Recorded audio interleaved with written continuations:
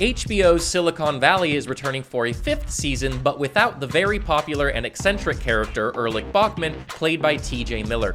I know that you look at me and see a guy who has it all figured out. And for the most part, you're right. We've heard a ton of rumors as to why Miller chose to leave the show, but now it seems the real truth is beginning to emerge.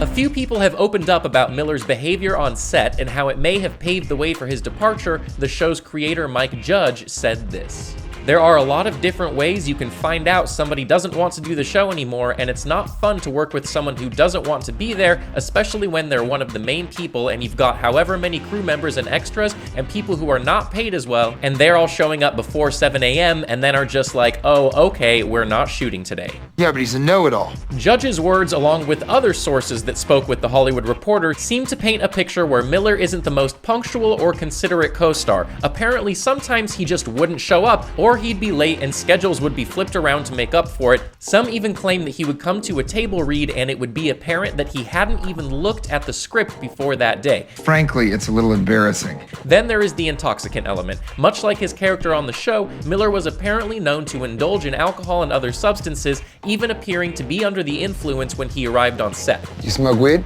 However, the man himself had his own explanation as to why his behavior was sometimes erratic. He said this: "In real life, I'm not always high like Ehrlich is. And this will blow your readers' minds, but I'm not high when I work because it gets in the way of the comedy. I also am not a guy who's blackout drunk bumping into things on set. What was occurring was I was out doing stand-up all the time, even if it meant I only got 3 hours of sleep. So the thing I have a problem with, it's pushing myself to do too much."